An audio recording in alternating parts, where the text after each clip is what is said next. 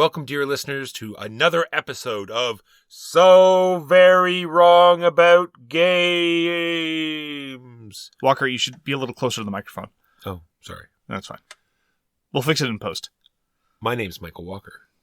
I'm here with my good friend and editor, Mark Bigney. How are you this week, Mark? I'm very well. It remains Fat Bear Week, Walker. Fat Bear Week. Fat Bear Week is definitely the event of the year. I don't even really know what Shark Week is. I think it's just a TV marketing thing, but Fat Bear Week is where it's at. You can vote on your favorite Chonkers bear. My sponsored bear didn't Sadly, in day one, there was a bear named Walker that lost to a bear named Grazer. I think I know why. Because if you want to win Fat Bear Week, you shouldn't be walking, you should be grazing. It's true. It just makes sense.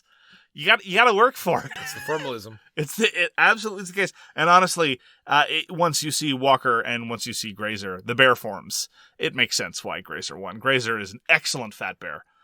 Anyway, if you're not familiar with Fat Bear Week, I encourage you to go check it out. It's great.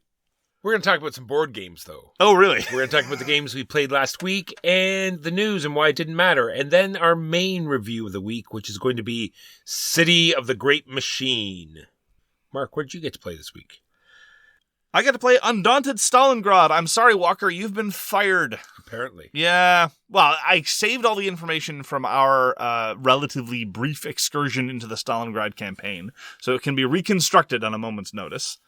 And I was able to start anew, and I was reminded of all the things that Undaunted is, all the reasons why Undaunted is a continuous joy. How simple it is, even some of the niggling rules difficulties that in another system would be very, very difficult to navigate are very, very easy to implement. And just the level of character and narrative that is delivered through a lot of the scenarios. I was also reminded of my one chief criticism of the Undaunted series, and this was very much on display in one of the games of Stalingrad that we played, and that is that there are a relatively small number of dice thrown, and many of the dice rolls are of very, very high impact, and that is not a good balance to have. So, in other words, the likelihood of there being particularly aberrant luck is higher in a game of Undaunted than it would be in a longer game or even a game of similar length where you throw more dice. We'll actually be talking about one of those later. And as a consequence, in this particular instance, one of the scenarios was so skewed in my favor, I felt very bad. Just the level of pain and angst that I felt over the lack of success of the person that I was playing Undaunted against definitely put a little bit of a damper on the experience. Now, all that having been said, Undaunted, even bad Undaunted is great Undaunted, and this wasn't even bad Undaunted. We've had Battlelore games like that, though. It's true. Well, especially Battlelore 2nd Edition, because Battlelore 2nd Edition, again, has a smaller density of dice rolls and a smaller number of dice in those rolls. It's one of the reasons why I prefer games like Commands and Colors Napoleonics. But yes, all Commands and Colors games tend to be rather dice determinative. And we, honestly, just going through the campaign again, the early stages of it, it's very, very, very well done. I do like how things develop, how you get to have little bits of personality even by your second card play, very, very easily administered. There's no paperwork per se. You do track some things on paper, but it's all contained in your deck. Your sniper took a wound, that's fine, it's represented in your deck. Your machine gunner learned how to do machine gunning better, that's in your deck. And so, despite my misgivings about campaigns, I was more than happy to tear down the previous one and start another one of Undaunted Stalingrad. And like all the other games, remains a continuous joy in terms of its simplicity and yet quality of decision-making and tension, and it remains the best initiative system in any game on the market. So this was Undaunted Stalingrad, designed by Trevor Benjamin and David Thompson, published by Osprey Games last year. Because every year needs a new Undaunted game, because Trevor Benjamin and David Thompson are unrelenting. Did you say every year or every 6 months? Exactly. So speaking of dice luck, Mark, I guess you decided to use up all of your Don't Llama dice luck up today. There was some ridiculousness going on in our normal silliness of Don't Llama dice. This is by Reiner Knizia, put out by AMIGO, and it's just a bunch of silly fun. You get dealt 6 cards and you're rolling dice. This is the first time we've ever played Don't Llama dice. By the correct rules. By the correct rules. Yes. We're playing the baby poo face version now. I don't think that's true. I think that when it comes to... Okay, look, so let's talk explicitly about what we were talking about. By virtue of the fact that we'd been playing on your German copy of Don't Lob a Dice, and there is no English printout in the box, which is reasonable, you don't have a printer. We'd gotten the scoring rules wrong, and this was actually pointed out to us by members of the guild. If you end a round with, say, 2 6s, you don't get 12 points, you get 6. You only score any given number once. Walker does not approve of this change. He regards it as... I don't approve. I just, I like the harshness of how we were playing before. Well, it suddenly changes your decisions about what to take and when. True. And so I'm willing to defer to Reiner Knizia about things on math. I'm not going to say that he never makes mistakes, but when it comes to the math of dice games, I'm certainly willing to bet that he knows better than we do. Maybe. Wow. All right, so you get six cards, 1 through 6 and some llamas, and you roll dice that have same said numbers, 1 through 6 and some llamas. There are some combinations that are impossible to get because the dice are not the same. And when you roll what you have in cards, you're allowed to discard them if you want. But sometimes you want to keep a safety llama because if you roll the dice and there are none of your cards there, then you can use some safety cards that are in the middle. But if there are none of those left, then you have busted and you are in trouble. And llama is heavily disproportionately represented on the dice. It's true. And it's one of those games where someone's going to get to 40 points and they lose, and whoever has the least points will win. Don't llama dice. It has all the virtues of a quality press your luck decision-making mechanism, as well as maximal spectator enjoyment. I would happily watch people play a game of Don't Llama Dice. It's one of those things where at a public game day or at a games night or something, and you see a table of people playing Don't Llama Dice and it's already 5 minutes in. I would happily stick around just to watch, just to see people agonize and glory and triumph over their triple llama roll and suffer madly as they bust with a 665. And it's got all that. Plus, as I say, the solid push your luck element of a Reiner Knizia, because every throw is not like the other. The odds are constantly changing by virtue of what's in front of you, what's available on the table, as well as where other people are in terms of their proximity to going out. Because the length of a given round is uncertain, and you don't want to be at the wrong stage of your development when the round ends. Don't Llama Dice is a marvelous filler. 15, 20 minutes tops. Lots of fun. Absurd theming. So let's keep on the topic of push your luck games. Yeah, this is the obvious segue. Yeah, Obvious, I approve. Right? Because we also got to play Can't Stop with the new magnetic box, Mark. Ooh. This, honestly, I was not prepared for how cool the box is. So this is the new edition by the Korean publisher Playte. And the box consists of a folding magnetic board that you completely deploy, and that gives you a V, a consummate V, Walker. And at the bottom of the V, what you do is you take out a folding little thing in the box that then magnetically attaches to the bottom of the board. So the edges of these two boards connect via magnets. It's adorable, functional, and really cool. Did I mention magnets?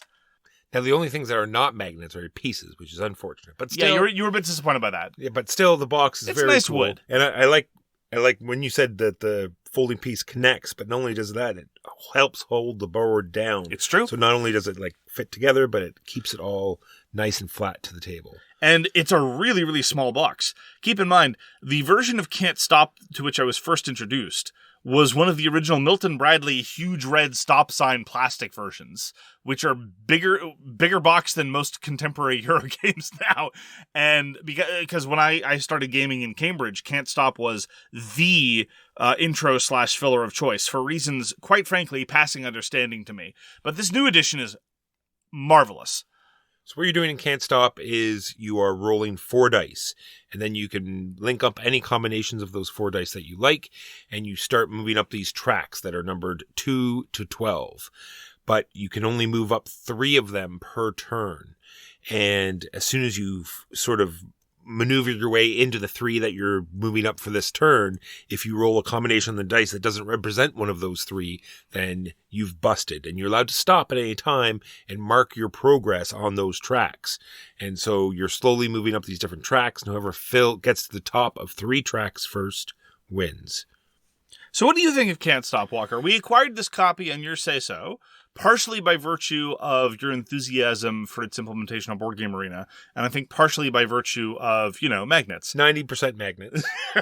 10% the fact that I think I've played maybe 100 games on this. Is the first time I've ever played it with a physical copy. Oh, really?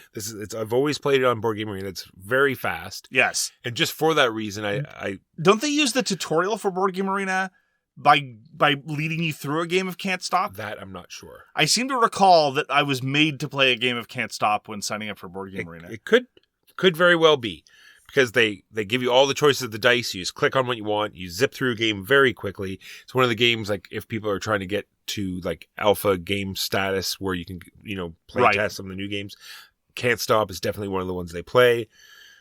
It's a great push your luck type game, but when compared to Llama Dice, maybe you might think Can't Stop maybe goes on for a bit too long. I can't help but agree. So Can't Stop is a venerable classic by Sid Sackson. It's been around for decades, and it's been very, very popular. It's been published by 21 different companies. Mass market, hobbyists, publishers, you name it. It's popular amongst hobbyist gamers. It's had a bit of a renaissance. Like a couple of years ago, a number of people like Michael Barnes were talking about how, Can't Stop is better than 99% of the things being published today. And so it goes through these cycles of being rediscovered by segments of the hobbyist market. I've never really liked Can't Stop. I respect Sid Sackson, a designer, endlessly. I think that Acquire is a fascinating design. I think that Can't Stop is a very clever design. I don't like playing them. I think that they show their age, and I think that there are better iterations that get to the same thing. So, many of them by Reiner Knizia. Now, the key problem I have with Can't Stop are twofold. Number one is that I really prefer it when a roll in a push your luck game differs from the previous roll. When you're playing Can't Stop, once you've got your 3 markers out on the board, your odds of busting never change. It's always invariant. It's just a question of, well, I'm constantly taking the same risk. It doesn't evolve. There's no texture and nuance, and there's no player interaction. So yeah, you get some of the schadenfreude of like needling your opponent to roll again, and then when they bust, you get to laugh and take the dice. But that, leads more directly to my second problem, which is, it's too long. It's a lot of it in person is about just the repeated arithmetical procedure of determining what the combinatorial possibilities are on the 4 dice you roll. I'm not surprised that it thrives on Board Game Arena, because it can just tell you exactly what goes on, because sometimes there's only one possible application of the dice, or 0, and it takes a few seconds every time for you to count up the pips. And it may sound absurd to somebody say, you 3 and 5 make 8. That ain't no thing. It's barely anything, but it's not nothing. And when that's all you're doing, roll after roll after roll, the delays add up, and it's not engaging. And so again, it feels like I'm just doing counting for the sake of counting.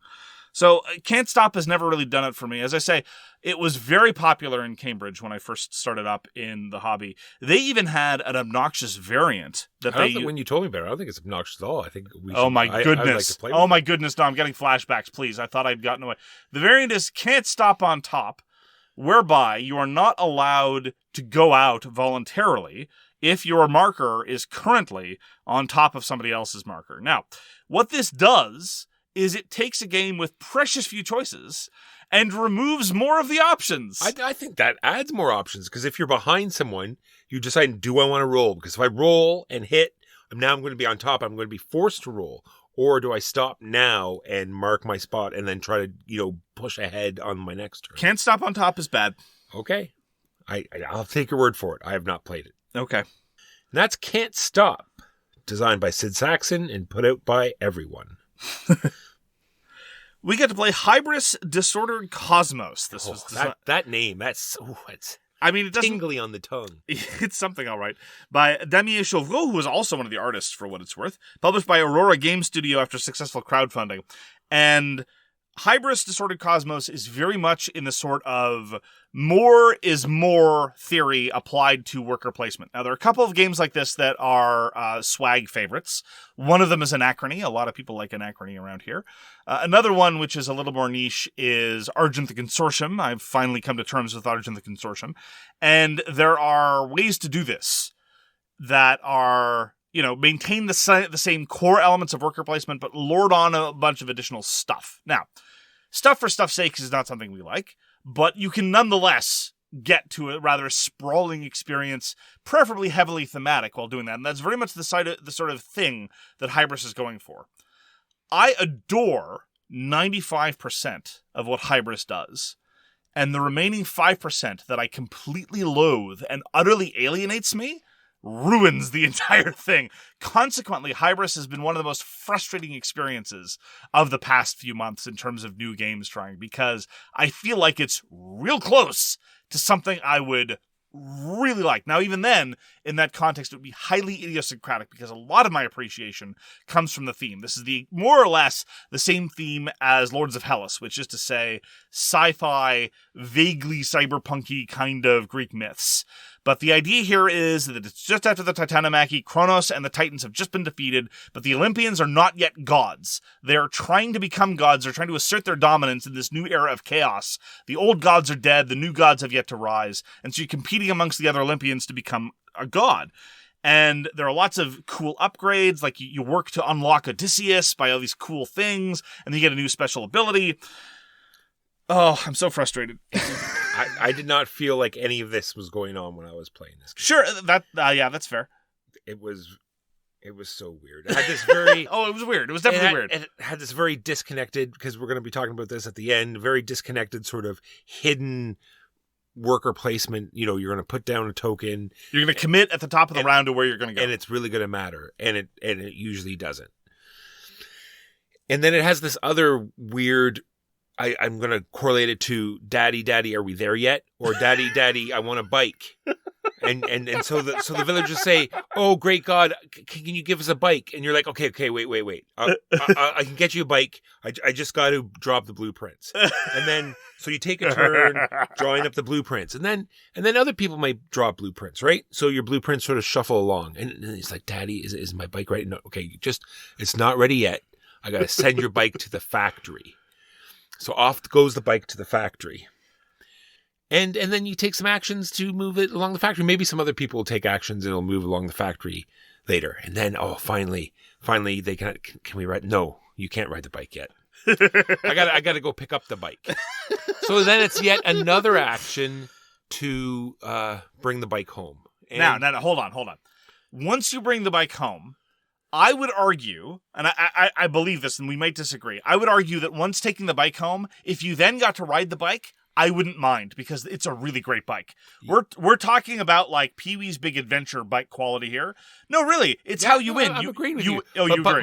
Mark, you don't. I don't get to ride the bike once you bring it home. But you did all those things, Walker. No, what happens when you try to bring the bike home? Billy kicks you to the ground, and Billy gets to ride the bike. Why does Billy get to ride the bike? Well, because he just happened to have a worker free. That doesn't sound good at all. No, yeah. It doesn't. Walker is referring to one of the elements of the 5% that drive me nuts, because like many sort of, you should have had a better developer on hand, the PvP is all over the map. Specifically, so Walker's talking about the technologies. You as a god, as an Olympian, as a wannabe god, can bring these various sci-fi technologies to the various cities of Athens.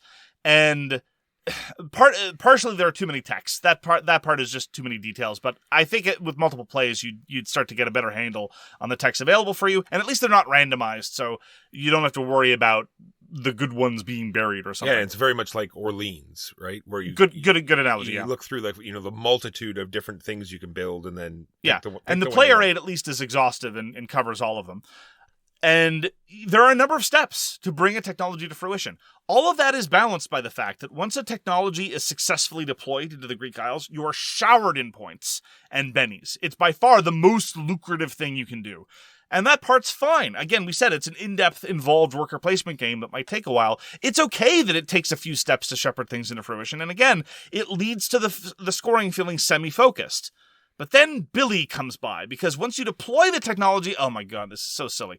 Once you deploy the technology in reverse player order, anybody with an available worker can show up and try to punch you in the face real hard to just steal one of the bennies.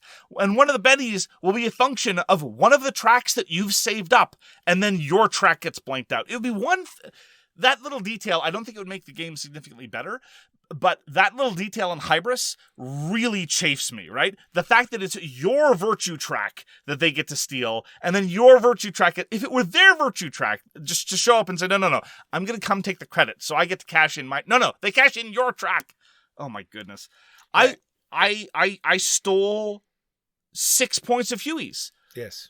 Just because he accidentally... Now, you and I disagree on the pre-planning aspect. You don't think it adds anything. I think it's fine. I don't think... It doesn't say it adds nothing. It just feels arbitrary most of the time. Well, in this case, it definitely was arbitrary because Huey accidentally sent a prophet to go deliver the technology to the people of Athens, I believe it was. And prophets don't fight. There are other workers that do. Again, variation in worker types. I like that often in your more elaborated worker placement games. The 2 examples that I gave thrive on that, so that part of Hybris is no problem. But if you have them then deliver technologies, and then I'm like, well, I've got these workers that do fight available, so all I have to do is just raise my hand and I steal 5 of Huey's points? Well, I guess I'm going to raise my hand and steal the... I didn't feel good about it. Didn't feel great. And the combat mechanism is 100% A and B fight, C wins. Flat. Oh, flat. Because combat cards are, I'm not saying impossible to come by, but they're difficult to come by, yeah. And you have to use like whole actions and placements to get them, like 1 or 2, and then you're using them to... Yes. And the loser gets nothing. Yes. And they get to lose all their combat cards. The winner takes everything. And so there's this bizarre situation where... And again, a variety of circumstances into which the attacks take place are really weird. The incentive structure is all over the place. If I send a worker somewhere, I go and I do the thing. And then somebody comes to try to kick me out of that space. Possibly because they were forced to go there because they pre-planned it that way and didn't know I was going to go there first. Possibly because they're just being a thug and they have a reason to win a fight, another reason. I've already done my thing. I've activated the worker placement spot in Hybris. I've done the thing. I technically don't really have any interest in winning the fight. If I decide to get difficult, either because I haven't understood the incentive structures possibly, or because I feel like I have to constrain the leader, or because secretly I have some mission that nobody else knows to win a fight, well, suddenly we're in some weird pissing contest where neither of us really win. I hate combat systems like that. Hate. I'm using the word hate right now to talk about the combat system for Hybris. Now, sometimes you go fight monsters. That's fine. Ain't got no problem with that. Again, very much like Lords of Hellas, if you have this sub-mechanism that is only used for PvE and to go hunt monsters, fine. Ain't no thing. I don't mind. And there's a co-op module for Hybris, right, that gets rid of the PvP. It automates some kind of opponent that you then all cooperate against. I've got half a mind to give it a try because I'm so curious.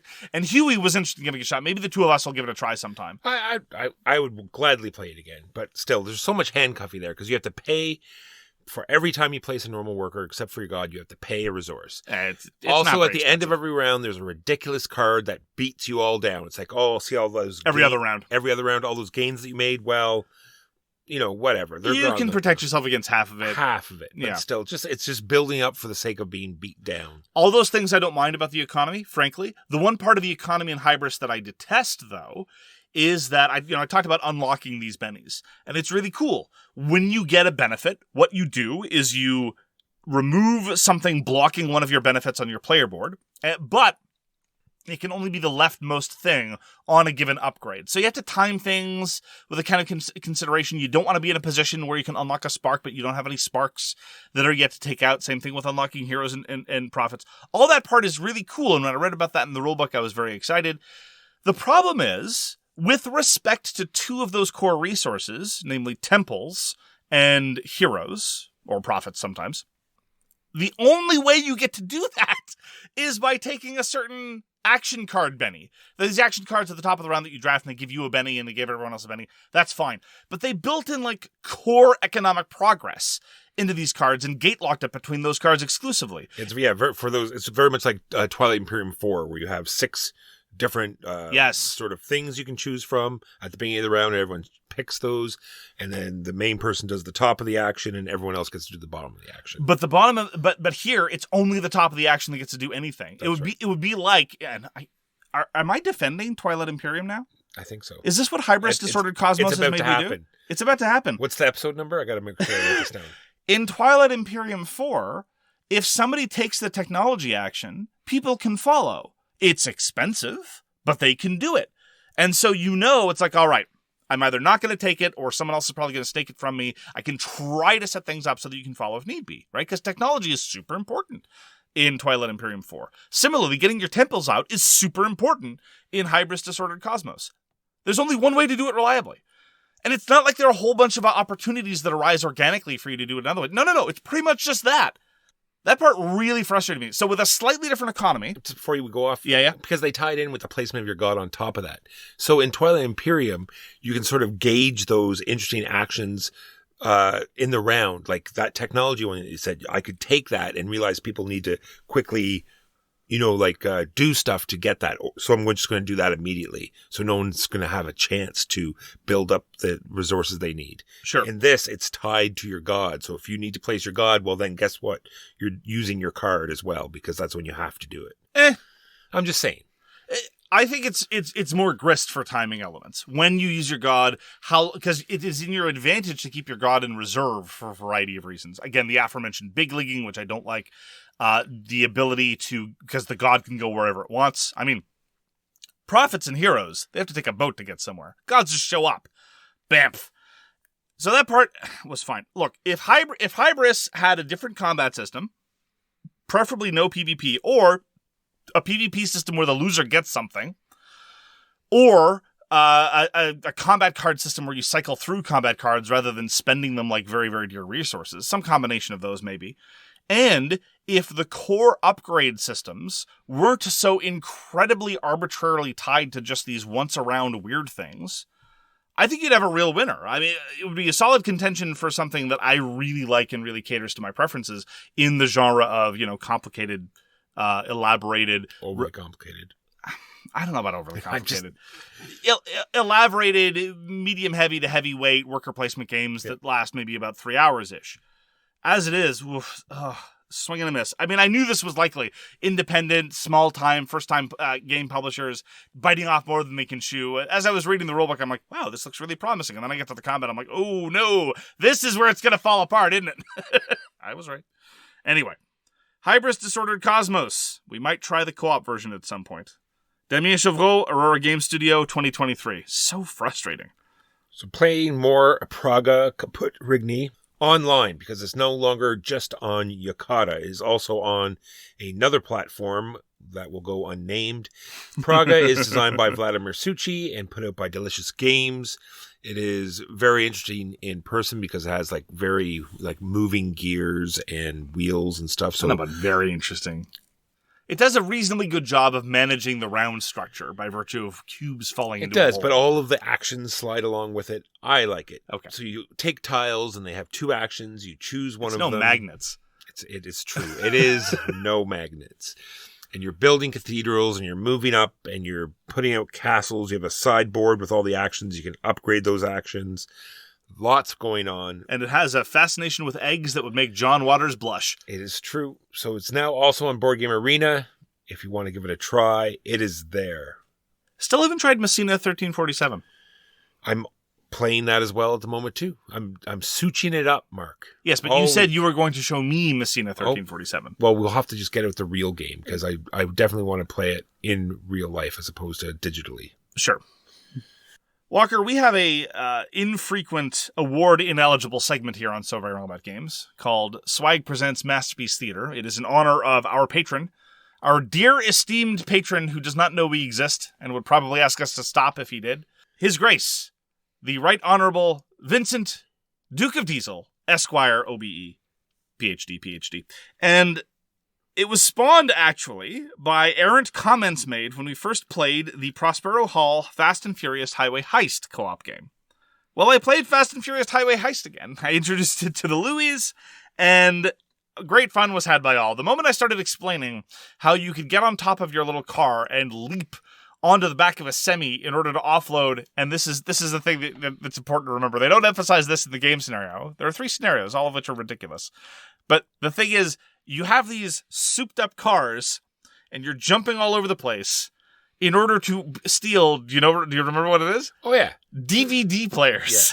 Yeah. I remember when we started this escapade, and I plopped in number 1. Yes, and the big hall, the big takedown. Yep. We got those DVD players. Yeah. Ooh, we're going to make And bank. this was particularly absurd about halfway through the scenario after a couple of our cars had been totaled. And here we were still attempting to steal boxes. Now, they call it cargo in the scenario, but people who've seen the film know what it is. Anyhow. So as I say, Fast and Furious Highway Heist is, I think, a very, very good example of Prospero Hall at their best. The components are most excellent. The semi-truck, the big plastic semi-truck that you get to play with, has a door that opens and closes to represent when the cargo door is opened and closed. Little touches like that, I think, really sell the experience.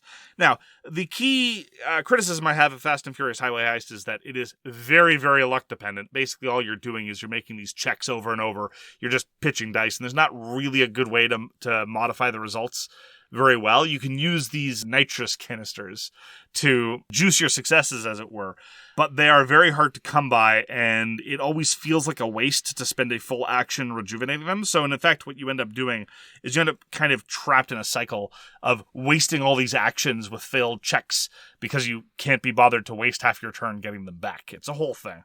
Anyway, that having been said, it's not over long, it doesn't wear out its welcome, and the three scenarios are at least visually differentiated. And you get to play as the coolest man in all of cinema, Han. Han the first time, not when he came back. Spoiler alert.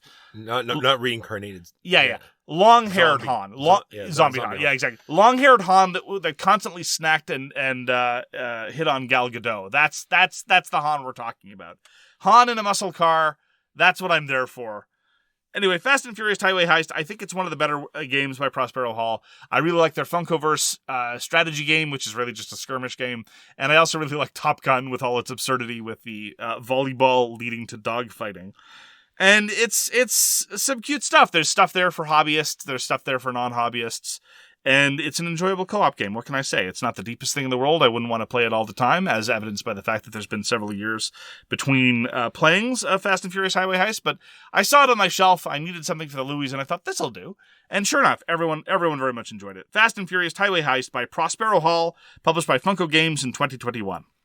It's a game about family. So true. Lastly, for me, I kickstarted a game called Trolls and Princesses because it looked amazing. There was stealing babies. There was trolls that hate bells. It was very colorful. Can I just ask a question? On the scale of Walker enthusiasm, does stealing babies rank above or below magnets? No comment. Okay. And when I read the rules, it promised lots of things. And when I played it, it delivered on all of those things, Mark. It is a worker placement where there's no end of round. So once you get all your workers out, you're just shuffling them from place to place and generating action points. And some of these action points, there's some spots on your board and there's some spots on the main map. And a lot of the actions on the main map, you can also use other players' trolls to generate points. So it's very interesting that way. You're deciding whether or not to build up areas because you don't want to give points to other players. There's a certain number of action. There's one action in the village that will remove all of your trolls from that spot. So you want to be able to trigger that every so often so people aren't generating points off of you. There is the major scoring is having sort of a set. So you want to have a bell, a baby, and an outpost of neutral, right? Because all the neutral stuff's out on the board. And so you are removing the bells, you are switching human babies with troll babies, and you are switching human outposts with your troll outpost. But you can't just switch them, Mark. Okay. You have to have room in your player area to put them. So that's the other part I enjoy about the game. It's just not doing it and then storing it in some area. You have to sort of generate areas. You're building out your troll network with tiles. Some of them have spots for bells. Some of them have spots for other things. There are cards that you can get that also have spots for things. So you have to get your timing right. You have to make sure the spot is available. Lots of good stuff coming on. You can kidnap humans. They sort of act like trolls. They'll sit in spots and You can kidnap humans. They act like trolls. Well, you put them to work. You throw them in the cave, and they will generate you action points for that particular action. Don't a number of countries have large quantities of trolls that they put to work for various state ends? I think I remember reading about counterintelligence about this a few years ago. I just like how it does cover the gist of actual like mythology of trolls. There's a great show. I think it was called Helga. It was I think it was a Nickelodeon cartoon that came out recently that also kept fairly close to the lore of trolls. So I really enjoyed it. I'm very much looking forward to hopefully showing it to you soon. Well, I remember how delightful the components were. And given that I didn't pledge for it and I didn't really read much about it, and we go through so many crowdfunding campaigns in a given week, the fact that I still remember the look of the design. This is by Game Brewer, the same people who did Oak. Lots of things we love. We love Gugong and Oak, and I'm getting strong Oak vibes from the overall aesthetic, right? From the strong green, the mythological influence, the same box size. I mean, I'm probably just making connections that don't exist. You don't actually get to play dress up with your princesses with little plastic accessories. Oh, yeah, I didn't even mention the princesses. You get to you create these lavish troll caves for your princesses that you kidnap. But do you get to play dress up with your little princess meeples with plastic? Okay, that I think would be great. But it has another great sort of mechanic where you have these sort of troll king actions. At the beginning of your turn, you're going to play a card, and it'll tell you which village gets populated with something, if anything. It also tells you where the troll king is going to go in your area. It's going to either be in a village space or somewhere on your board, and he also generates like a free action point for you. But that being said, there is a king tile. You start with one printed on your board, and it always just costs one action, and they're usually very powerful. You can only do it once per placement, but it's interesting that you can build up more. Like you get a king's tile every time you kidnap a princess, and there are some goal cards. It still sounds ridiculous every time you say it. It's great. I know. So that's Trolls and Princesses. It's designed by Pim Thunborg and put out by, like we said, Game Brewer. Finally, for me, I went to Scenario 3 of Battle Card Series 1. Battle Card is a series of minimalistic solo wargame scenarios that are print and play, and it really is print and play, no assembly required. You print out a sheet of paper, and all you need are the dice, and then you that's literally all you need. Designed by Nils Johansson and David Thompson, recently after successful crowdfunding. For about $5, you're going to get a total of 5 scenarios. And last time I talked about Battle Card Series 1, I talked about the first 2 scenarios, the Malayan Campaign and Morrow River. And I didn't much enjoy the Malayan Campaign, but I very much enjoyed Morrow River. And so thus, I was curious to see where the third scenario, Mortain, would fall on this spectrum. Now, curiously enough, I will give credit where credit is due. This is the first wargame series that I've seen in a long, long time where it took Scenario 3 for the Americans to show up. So in many ways, it's evocative of history. Zing! Anyway, the first scenario of the Malayan Campaign was the British against the Japanese army. Morrow River was the Canadians against the Germans, and Mortain is the Americans against the Germans in 1944. I'd have to say it fits squarely between Malayan Campaign and Morrow River. I don't think it's as interesting as Morrow River, and when I initially read the scenario structure, I was like, where are the choices? But the choices come in largely in terms of how you use your artillery. Essentially, there are a series of locations. You decide whether you're going to defend or counterattack. They have slightly different risks for each, depending on the relative strength of the forces involved at each location. And then, if you have someone left alive on Hill 314, please have someone alive on Hill 314. You get to decide where to allocate your artillery losses. And that's the big decision. And of course, by virtue of that, your big decision is, how do I keep the forces on Hill 314 alive as long as possible? And so that gave you more choices than the Malayan Campaign, but I don't think quite as much texture as was available in Morrow River, because in Morrow River you had a lot more decisions about when to attack, when to pull back, when to go, when to pursue. And ultimately, Mortain was therefore diverting, but not as engaging as the other one. So in other words, it was a worthy way to pass the time, and certainly, given how low impact both the rules are and the components, I certainly don't regret my time with Mortain, and I'm a backer for Battle Card for what it's worth. So even though Mortain and Malayan Campaign and Morrow River were sent to us by the designer as review copies, I've paid for it already, and I'll be getting the official versions when everyone else does. So I've enjoyed my time all told with the series. Again, Malayan Campaign wasn't the best way to start it off, but I think the other 2 scenarios are varying shades of worthy. And I certainly can't complain about the price or barrier to entry. So that's Battle Card Series 1 by Nils Johansson and David Thompson, Postmark Games. It's available for a late pledge now if you're inclined to go find it on Kickstarter. Those are the games we played this week. But first, a quick break to pay the bills. And now we're back with the news. Mark, do you feel the wave coming? The wave? Giant wave. Like in a baseball game? Essen is ended. Yes. End of the year is fast approaching. It's true. The glut is going to be oozing towards us soon. Yes, after weeks and weeks and weeks of ending every pledge of indifference with, I have no shipping notifications and I've received nothing, I now have 4 shipping notifications. Here they come. So, that being said, we've already talked about most of them. I don't have very much here, except for the first thing here is the Studying Emerald. It has the third edition. Third edition of Studying Emerald. It's had 2 already, so Simon's decided that they can do the penultimate final version. No, that would be the ultimate version. The penultimate is the second to last version. The ultimate version of Studying Emerald. Maybe this one I'll actually enjoy. That I should say, because I only played the second edition. Maybe the first one was fine as well.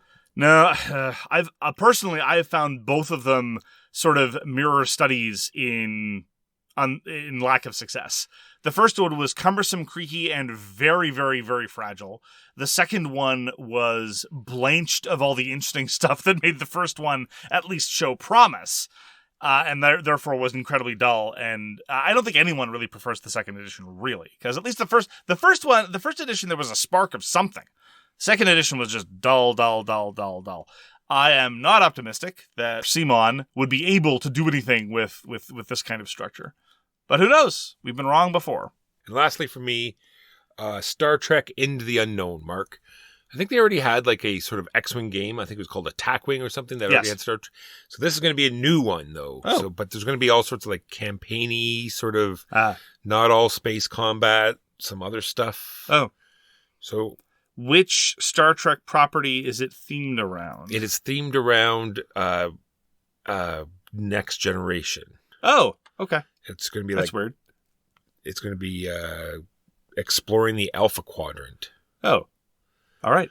So we have Chip the Third is a big Star Trek fan. I'm kind of a big I'm a big show Star Trek fan. I've yet to I can't think of a Star Trek game that I've actually enjoyed. That the spaceship game we played that was cooperative. I remember it was all right. It was Star Trek, was it not? Yes, but it was one of those things where the starter set wasn't really a good example of much of anything. And since Attack Wing, as you say, is kind of circling the drain of failure, not really inclined to get into the series in a big way. Star Trek Away Missions is still getting some good response. I keep trying to get, again, Chip the Third to play it. We'll probably have something to say about it soon. It has potential. But I'm just surprised they're not theming anything around the new shows, because I haven't seen Star Trek Discovery, or Disco, as those in the know call it. But based on the kaleidoscopic disco ball of lasers that seems to be the entire thrust of the show, it certainly seems well suited to some kind of bang bang pew pew game. Far more so than, Star Trek The Next Generation, where the battle scenes consisted of 2 stationary miniatures shooting lines at each other. Well, luckily this time they said the ships are all going to be in scale, so we'll see. That might be interesting. So, Mythic Games, publishers of Darkest Dungeon, as well as 6:Siege, have come to their backers for more money. Again, they needed more money to publish Wave 1 of Darkest Dungeon, and as a poor, benighted soul who pledged for that piece of dreck, I've now gotten an email for their begging for money again. Now, the thing that I find most fascinating about this is not just that they have the temerity to go to backers that have already paid for a Kickstarter pledge, and who have already paid extra to get their initial pledge, on top of the shipping, of course. I'm not even including that. Not only do they say, here, give us another $150 so you can have the things that you already paid for, and then we'll charge you more for shipping later. They don't even have the gall to be very apologetic about it. The email reads like this was something I'd signed up for just to be notified at a product launch, and like they're just telling me the sticker price of a thing that's coming out. It's really remarkable. It's your $50 monthly subscription fee for Mythic Game Pledge is up. Yeah, something like that. Or they were billing me for services already rendered or something. No mention of the fact that it's late. It's wild. I'm not giving them any more money. I don't like the game. I don't want any more of the game. This is going to be one of those things where, just like some other crowdfunding campaigns that desperately wanted more money. They keep pinging. It's like, well, you haven't confirmed your pled manager yet. No, I'm not gonna. There was more Darkest Dungeon coming? Oh, yeah, there's tons of more content. Oh, yeah. good Lord. Yeah, I mean, I don't want any of it, but there we go. Well, I only got it because I knew Huey would want to try it. It's true. Huey got to try it. Yeah. I've done my due diligence. And we went back to it, too. We gave it We gave it twice as many tries as it deserved. It's true. Yes. So, Mythic Games, do not give them any money. I don't recommend it. They have no basis to be earning any trust or dollars from anyone. That is the news and why it doesn't matter. And now on to our feature game, which is City of the Great Machine. Hey, Walker, on the topic of sponsors, my friend James. James, your friend? My friend James, I gave him some of the Dr. Steve's caffeine malts. He really loves them. Nice. Yeah. Everyone calls him Jimmy of the Great Caffeine. So, City of the Great Machine was designed by Herman Tikhomirov, published by Crowd Games this year. There are a number of expansions that we are not going to be talking about. Herman Tikhomirov has had a publication history stretching back a few years, but we haven't tried any of his previous stuff, and none of it seemed to have achieved very mainstream release. City of the Great Machine is a 1 to 4 player, 1v-all kind of sort of hide-and-go-seek / hidden movement, but not really double-guessing type of game. Walker, why don't you give us an unhelpful summary about what one does in City of the Great Machine? So as the Great Machine player, you're trying to slow down the rebels. You're trying to, outthink them. It's the double think going on. You're trying to raid areas that they're going to be active. You're going to be moving around, repairing robots, trying to hinder their efficiency. You're trying to complete your events so you can advance your great plan. Then as the rebels, you just sort of hang around. You wait for the discontent track to inevitably advance to a point that it's impossible for a raid to fail. And bingo bango, you won. I think Walker is referring to the bitterness that you can tell is because Walker was the Great Machine the last time we played and didn't seem to think that the deck was stacked in his favor. So it was that's the impression I got from all the games of Great Machine that we played. I don't know. I think okay. I'm no expert on Great Machine strategy, but I think that playing to the Great Machine's strengths are playing to the events. At the top of every round, an event comes up, and this isn't just like a boring sort of randomly dole out weird nonsense. At its best, what the events do is give some context and texture for where people might decide to go. Both the heroes, every player who's not the Great Machine controls one or more heroes, more on that later. It's a fixed 3-hero game. And the Great Machine has 3 agents and a number of guards that they can go and maneuver to do various things. And the event might tell you something like, well, the Great Machine advances their victory condition if nobody does an action in this half of the board. Or the Great Machine gets to advance their victory condition if all of the Great Machine's agents are in the same place at the end of the round. Or things like that. And ideally what that's supposed to do is give some guidance for both players about where people might be going. Because if it were just a random set of doublethink, and some games do this very unsuccessfully, where it's like a number of like Bruno Faiduti games, like outthink your opponent. It's like, but there's no, like, if it's just rock, paper, scissors, I mean, I believe that there are some people who can get to better than random chance, but quite frankly, it seems somewhat obscure to me. You might want to, gamify it a little bit and give context and texture. And that's what the City of the Great Machine does with its events. Now, balancing as the Great Machine, trying to pursue those victory conditions against other exogenous things you might want to do is admittedly tricky and difficult to do because you've got a long road to hoe. I just wish those events were something that you could sort of work towards, because they're all exactly like you said.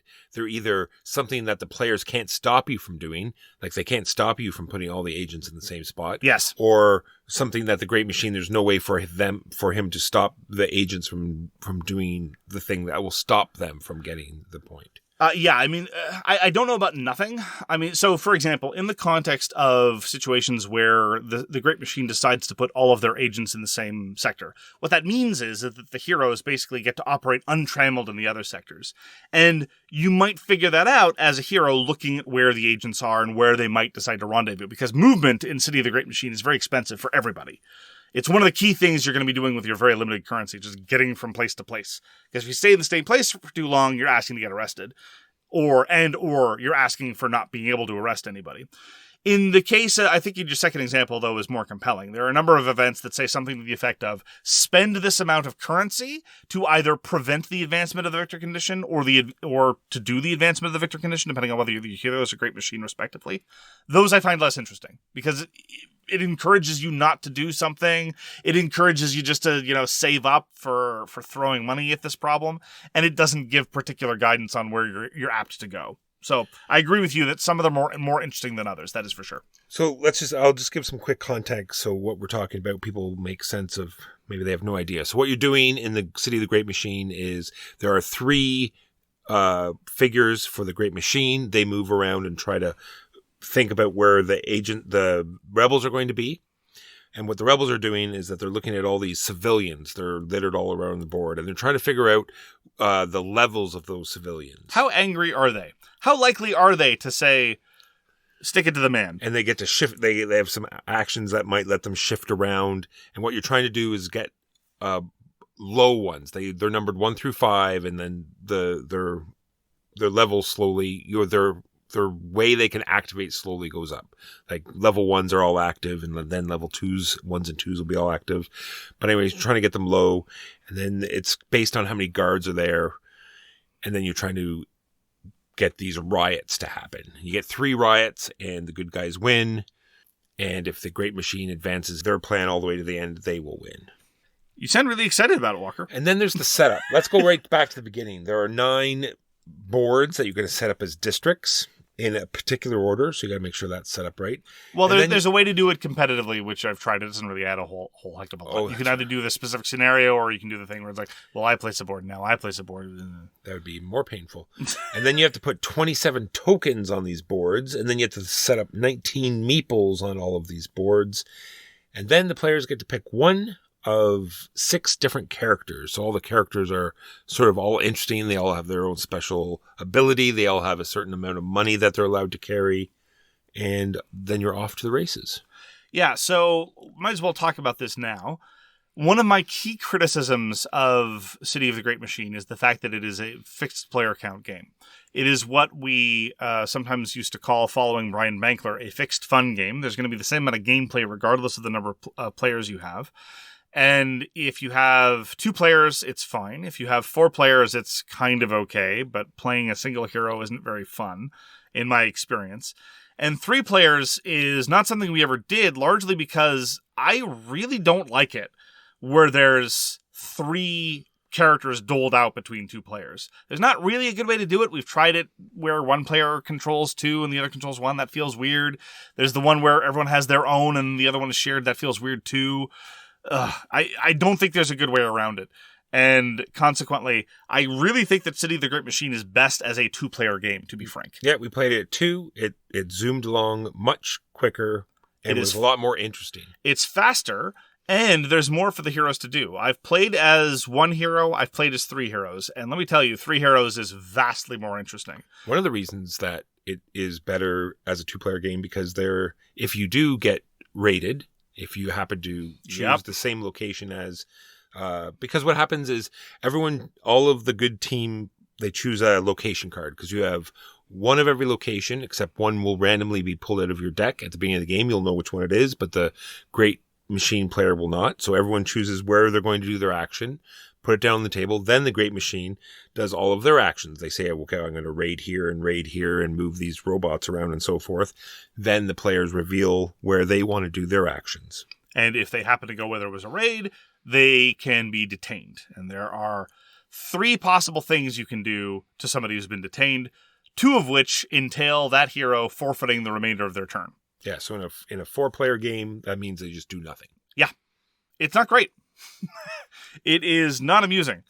And it doesn't feel so much like in my experience playing City of the Great Machine, it didn't feel like a tense game of cat and mouse. It felt like, am I going to avoid the frustrating end of turn bit? When I played as a Great Machine, I enjoyed catching people. It made me feel clever. It made me feel like I'd outsmarted people. But as the heroes, regardless of the number of heroes I'm playing, it didn't feel like I'd been outsmarted. It didn't feel fun. It didn't feel like I was dancing on a knife edge. It's just like, well, am I going to get a turn today or not? And even in the context of playing 3 heroes, it was never great having to skip a turn, but it was more palatable at those circumstances. And then there's the number of actions you can do. You have this wide range of actions you can do everywhere, and every different location has a different action you can do. I've had to teach City of the Great Machine a number of times, and the core element is fine. You know, the core structure, we both get currency, there's this event, everyone decides where they're going to go, the Great Machine goes, then the heroes go. That's fine. Movement's simple. Movement's relatively straightforward. Most of the most interesting actions are relatively straightforward.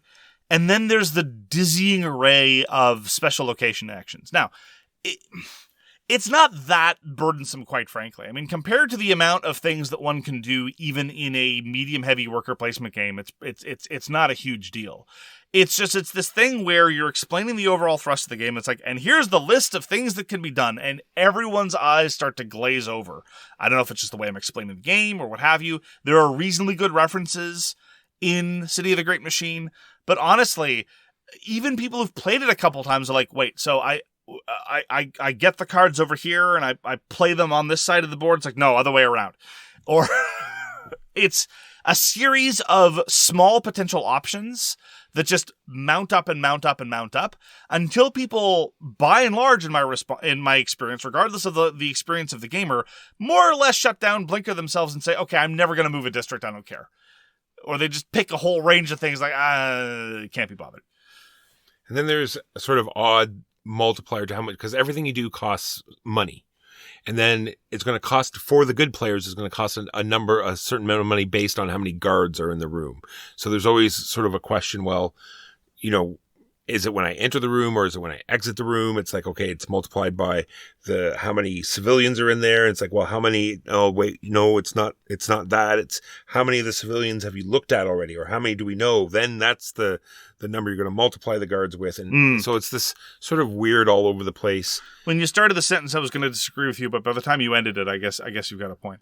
And again, as the game explainer, these are the things that I had to internalize before the game hit the table for the first time.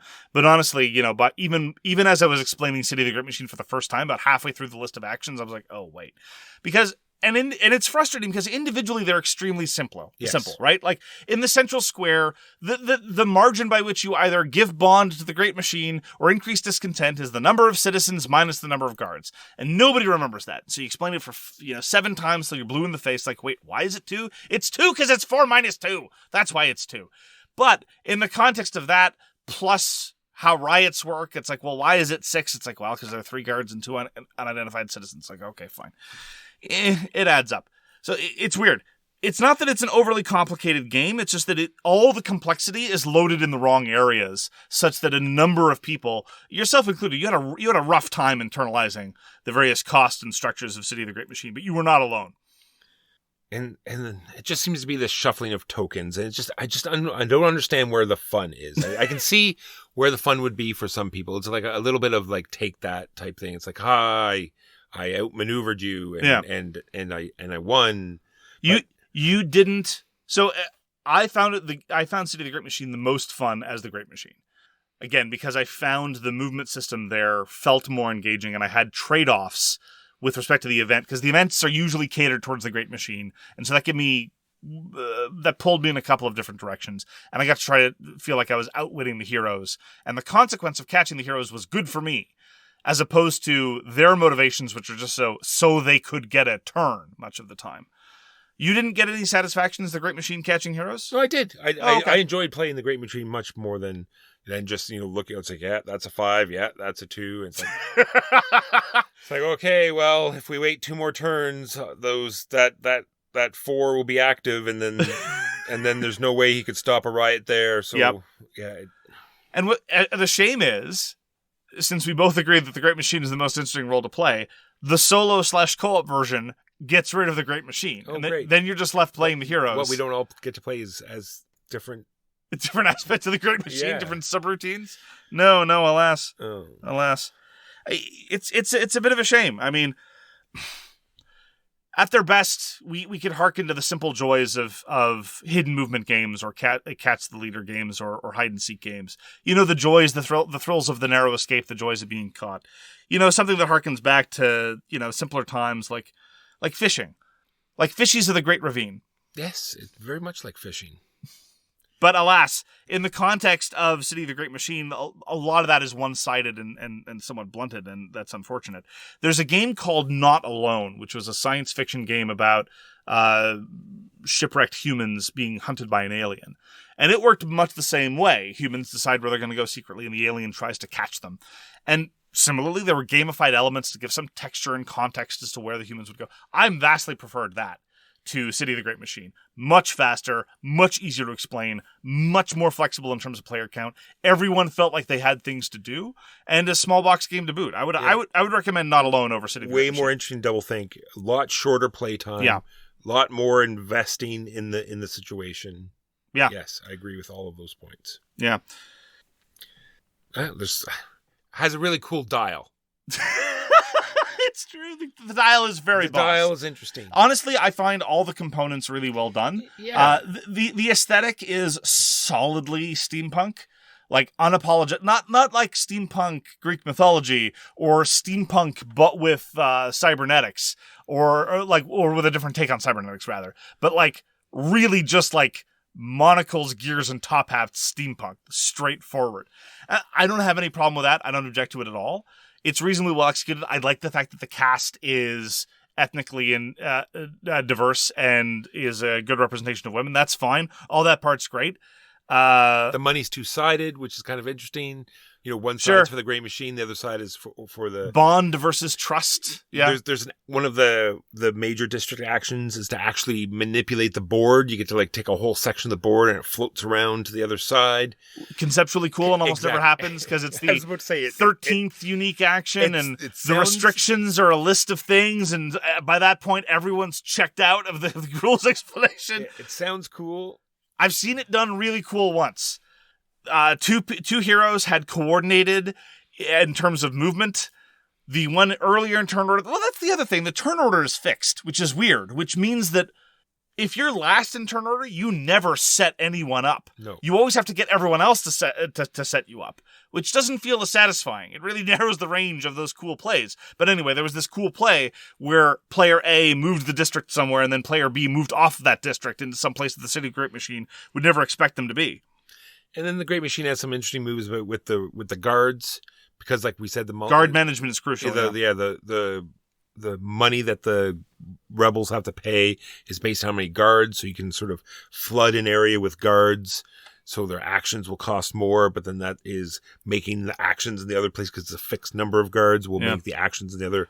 So there's some stuff there, but it just takes so long, and there's no hook that just makes it interesting and fun. Now, keep in mind, when we say that it takes so long, City of the Great Machine is not all that long. 75 to 90 minutes. Closer to 75 if you're playing with fewer players. It feels like it drags anyway. I mean, it's not terrible. It's okay. It's just at the end of the day, I'm more or less where Walker is, where I'm like, it's not really. Because I think that's supposed to be part of the game. You're just trying to delay. Part of the game is trying to delay people, and just, it's there's a lot of right? There's a lot of incrementalism for both sides.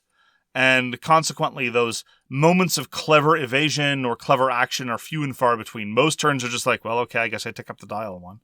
It's like, oh, great, I evaded the Great Machine. I get to take my turn. Yeah. I do agree with you, though, that as far as the Great Machine is concerned, the guard management is interesting. It's one of those deceptive things.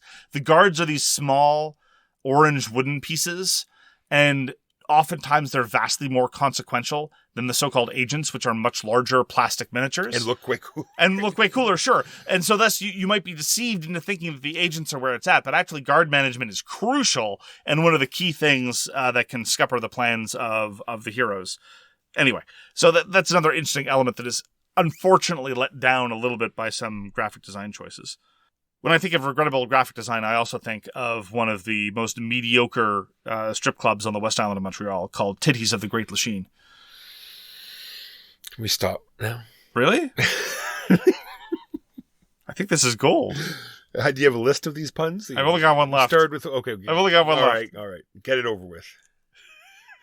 See, the problem is I had no way to work it in, like at all, like not even remotely. I was gonna try to say something about how there are enough details. I should have done this during Hybris. It would have made more sense. Well, actually, the bit hadn't started yet, but enough details that really just like stick in your craw, so that you're not able to fully really enjoy it. It's kind of like being a whale and having a bad bit of seafood. It's like Gritty of the Great Baleen. You spent all day doing these, didn't you? No, not all day, not all day. So, okay, I recommend Not Alone. I also really recommend Sniper Elite. As far as if you want the tension of hide and seek, Sniper Elite has that in spades, where everyone at the table is constantly engaged, trying to suss out where everyone is.